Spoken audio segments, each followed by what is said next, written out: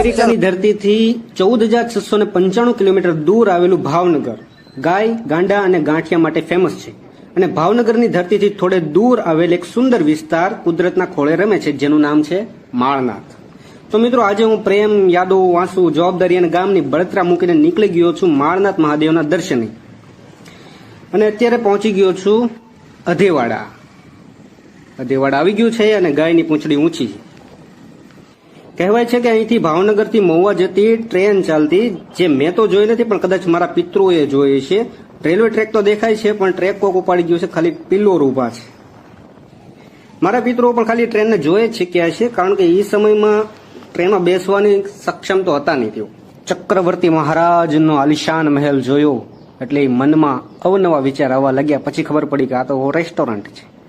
તો પછી આપણે આપણી અસ્તિત્વમાં આવી ગયા કે હર હર મહાદેવ કરીને આગળ વધ્યા.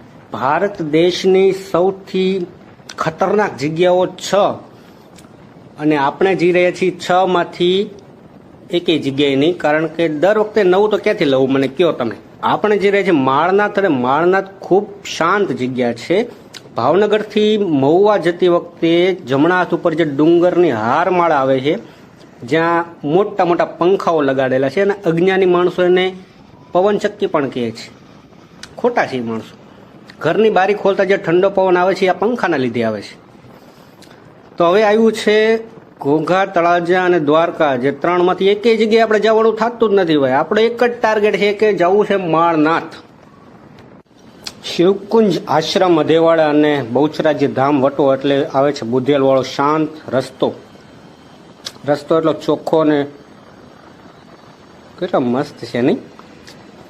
આ રસ્તે તમને ફૂલ ઠંડો પવન લાગશે અને તમને મનમાં એક અપ્રિતમ વિચાર આવશે કે ક્યાંક શું કરવાની જગ્યા મળી જાય તો મજા આવી જાય. 1 કિલોમીટરના અંતર આવે છે ટોલગેટ. ટોલગેટ ઉપર ઝુંબા તુંબા નામના ગેંગના માણસો કામ કરી રહ્યા છે. અને જ્યારે જ્યારે ટોલ નાકો પસાર કરો ત્યારે 2 ફિલિંગ આવે છે. એક તો જો કેવા પૈસાદાર માણસો લાઈનમાં ઊભા છે એ, અને બીજી બાજુ આપણે ગરીબ હોવાની.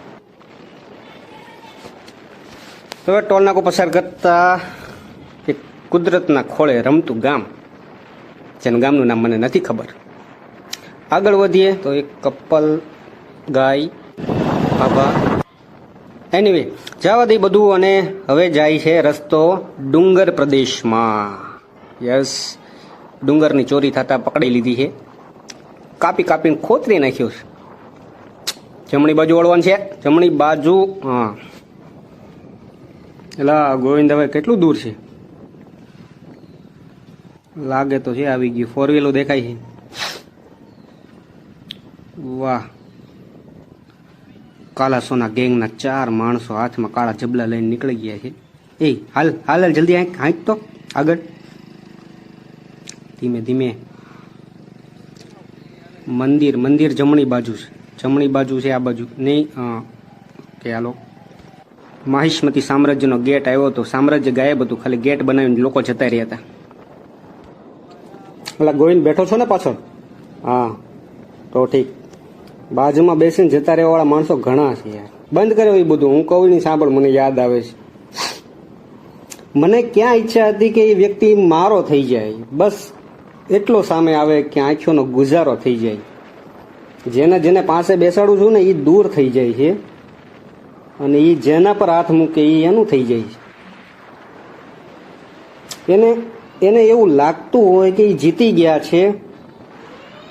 એને એવું લાગતું હોય કે જીતી ગયા છે, તો પછી આ રમત બીજી વાર થઈ જાય. અરે આવું તો નીકળ્યા જ કરે છે. કોકની યાદ આવે ને ત્યારે ઓટોમેટિક પૈંડમાંથી નીકળ્યા કરે. આ બધું ખોટું છે કે તમે દુઃખી હો ત્યારે ફરવા નીકળી જાઓ તો પછી જેધમારી તમારા મગજમાં ભરેલી હોય તો એ ભરેલી જ રહે ભાઈ. એમાં કોઈ તમે પાછા દારૂના નશા જેવું છે. કોઈ ચડે એટલે મજા, ઉતરે એટલે પાછા હતા ત્યાં ને ત્યાં. પણ આપણે ત્યાં ને ત્યાં નથી રે. આપણે એવા છીએ Malnath Mahadev. Okay, destination is coming. Nana Khokhra, Khokhra, હાડકા ખોખરા, માળનાથ જેવી 2 કિલોમીટર બાકી છે મારો ભાઈ. ગોપીઓનું વૃંદ જોયું છે, સેવ મમરા ખાતું હતું. रुको जरा, सबर करो. कैसा लगा मेरा मजाक?